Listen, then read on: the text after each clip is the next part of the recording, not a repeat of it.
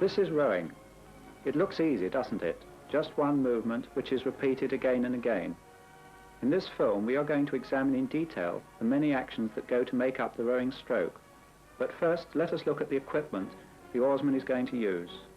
This is the bank tub, the best place to start learning to row.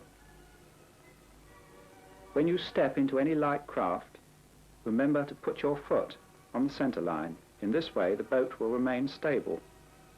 Sit squarely on the seat and place your feet on the stretcher board provided. This must be adjusted so that the slide just touches the backstop when your knees are flat.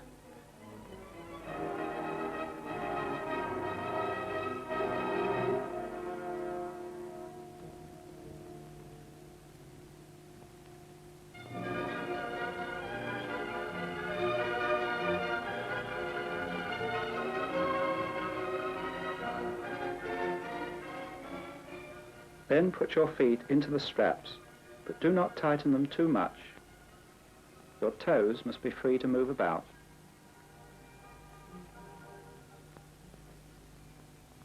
Next, put the oar into the rowlock and fasten the gate. Slide the oar out and adopt the ready position. You should always sit like this when not actually rowing.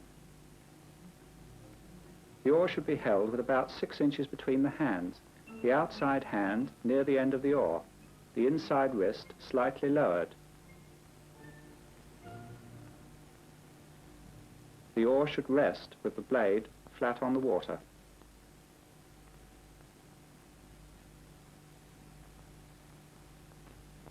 The feet must be placed flat on the stretcher with the toes pointing outwards at about 30 degrees.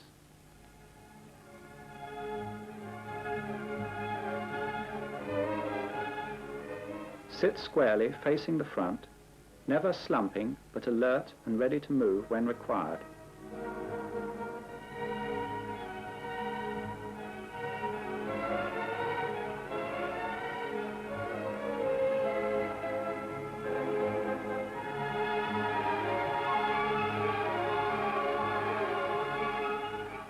Now try lifting the blade off the water. It will require just the right amount of downward pressure. Feel the balance in your hands, but remember not to let the button pull away from the rowing pin like that. Then move forward, sliding the oar blade along the water and allowing the seat to be drawn slowly up behind you. To turn the blade square, the wrist nearer the rigger is raised. The outside wrist does not turn, but allows the handle to rotate under the fingers. In practice, it would not be necessary to arch the wrist quite as much as this.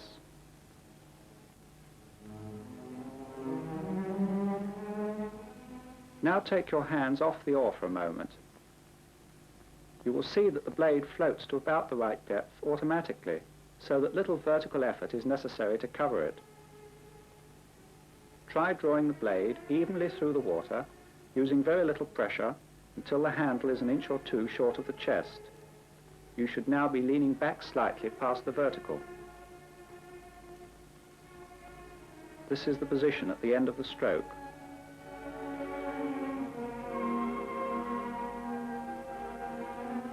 Check that the button is still firmly pushed outwards.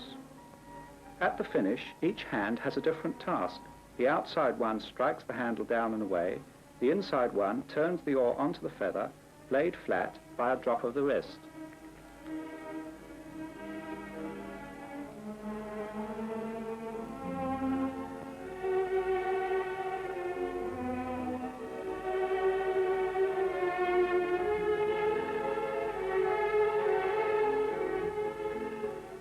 Together they work like this. The handle is pushed down and away and the blade feathered in a single movement. This is called the strike.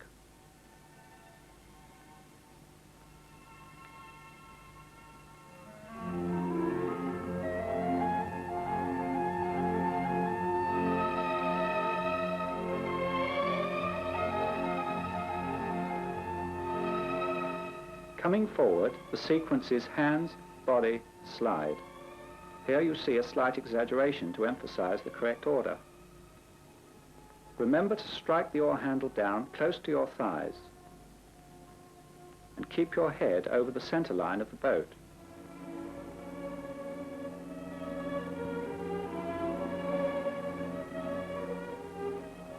As your hands pass over your knees, three things happen. The hands start to rise, the inside wrist lifts to square the blade, and the slide slows down. Taking all these points together, this is the correct position before the start of the stroke. Head up, arms straight without being rigid, body swung forward but not slumped. Blade poised just above the water. Now lift the hands just enough to cover the blade and drive back with shoulders and slide. Keep pace with the legs, back and arms during the stroke so that all three finish together.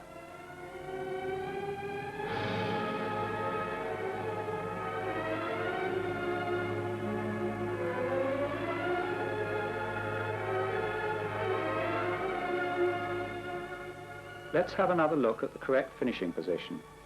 Handle just clear of the chest, elbows drawn past the sides, head up, body just past the vertical. Button held out firm. Blade square and just covered. Now try it slowly, without working hard, learning to control the oar. Notice how the knees open to allow the body to swing between them, and how well balanced the head remains during the stroke.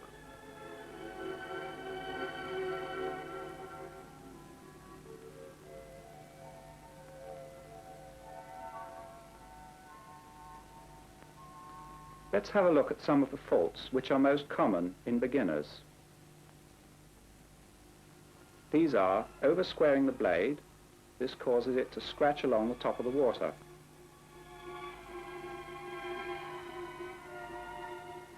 Or under-squaring the blade, which makes it dive down to the bottom of the river.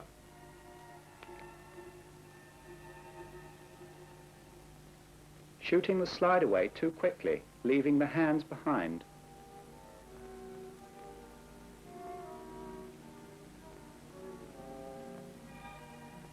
Swinging away from the center line, particularly at the finish of the stroke.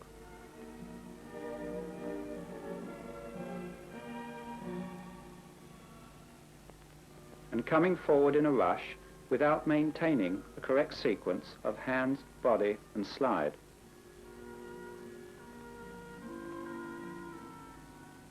Finally, an oar which is feathered too soon produces this sort of finish.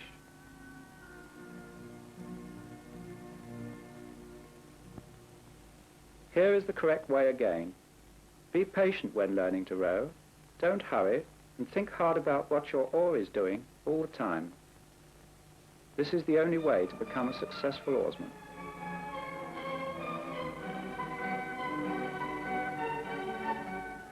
The finish of the stroke is the hardest part to learn and needs lots of practice.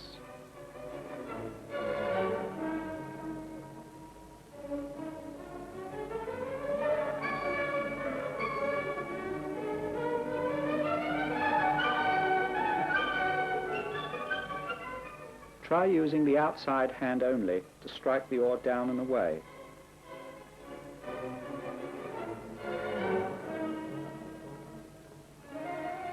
Letting the blade remain quite square during this exercise.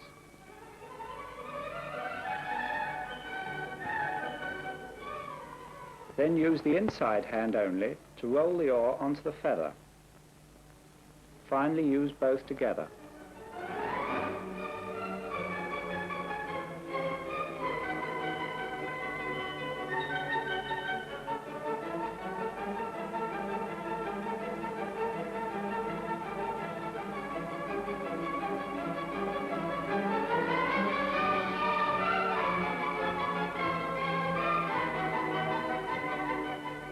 The beginning of the stroke also needs extra practice.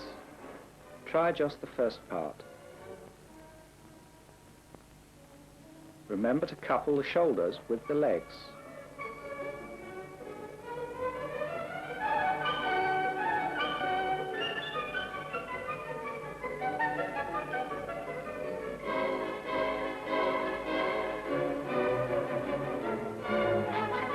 Slowly increase the length of the stroke by drawing further through the water until you are rowing full length again.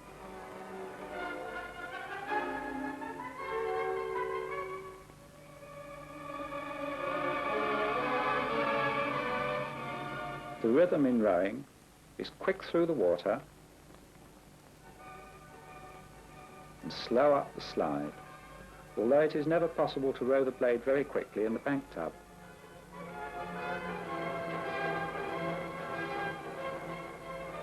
So we leave our oarsmen where we started, practicing stroke after stroke until each one is nearly perfect.